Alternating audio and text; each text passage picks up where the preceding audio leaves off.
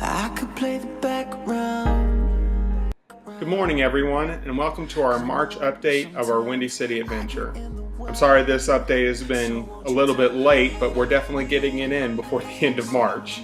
I just want to tell you just how exciting this past month has been. The season is finally changing and we're getting some warmer weather here in the city.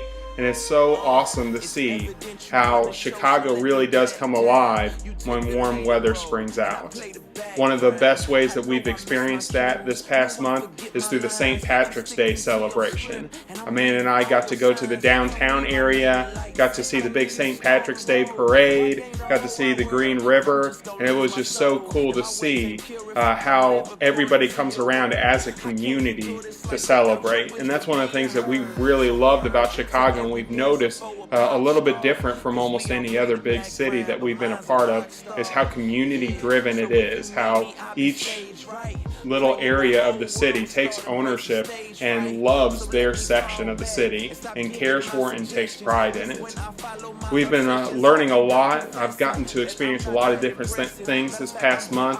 One of the coolest things I got to see was in the past month I got to go through a exponential church practicum, which basically it helps churches from across the world get their DNA together and understand how to be a reproducing church and what that actually means and how to really catalyze that within each church. And it was so cool, the importance and value of that. I got to sit next to people from California to Utah, even got to meet and greet with some people all the way from England.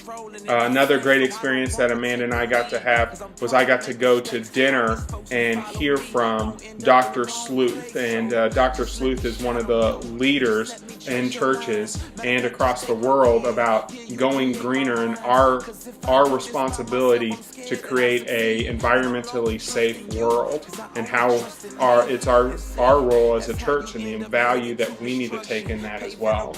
And so those two experiences have been really awesome this past month. I've been reading a lot, continuing my reading of John Ortberg's The Life You've Always Wanted, and also one of the books that I've really enjoyed reading is this one that's called Read Jesus by Michael Frost and Alan Hirsch.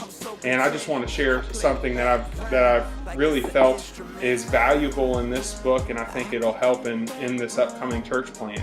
It says, only the true God can give unity, wholeness, and security to a human being. Therefore, the human heart, to be true to its original purpose, should have only one God. Now, it's so easy for us to say that I've got one God, and that God is Jesus Christ and His Father and the Holy Spirit. But it's so hard sometimes for us to practice that, and we're seeing that here in the city with the people, but even in my own life. I know there are so many other things that can take the place of God in my life, whether that be money and financials, trying to figure that out, whether it be the work that I go in to day in and day out, and that takes the place, whether it be even family, or even just simple things such as my possessions. But above all of that, we're needing to focus and refocus ourselves onto Jesus Christ and the importance of that one God. And I think in the upcoming church plant, that's something that's going to be a huge value, is the importance that every part of my life and every part of our followers' lives is going to be on God and God alone. And I just think that's a huge value. So that's one thing that I've really learned this past month. I'm looking forward to this upcoming month. Things that you can be praying about for us is, first of all, is Amanda's continued job search. We're having to be responsible and just be real careful with our finances, because we're living off of one income, and I know God has something special for her, so just continue to pray that God opens doors. We've had some real encouragement this past couple of weeks with it, and we're just looking forward to God placing her in the right spot for employment. Other things you can be praying about is, one of the things that I'm really going to be working on this next month is trying to figure out just basically how our church structure is going to work. What is it that we want to see the church be looking like, and how that's going to be implemented as well.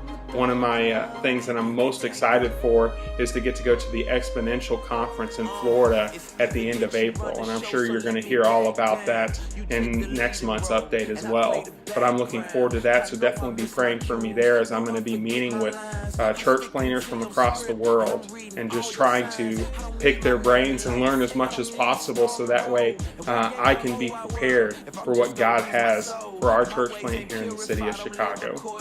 Thank you so much for taking some time out this morning to listen to me and hear about our update. And then last thing I want to share with you is we've already heard from a couple of you and other families that you want to come up and visit us, and you're starting to work on dates and plans. And I just want to say we would love for anybody and everybody to come and join us here in the city of Chicago. Come experience this city that we've fallen in love with and see what our vision for the church possibly could be. Just let us know, and we'd love to get in contact with you and try and figure out a time where you can come up here and see this amazing Windy City. Thank you so much for your time. Thank you so much for your prayers and support, and I hope to hear from you really soon. God bless. Take time to sit and glean from you. It seems that you are patient in my ignorance. If ignorance is bliss, it's 'cause she never heard of this.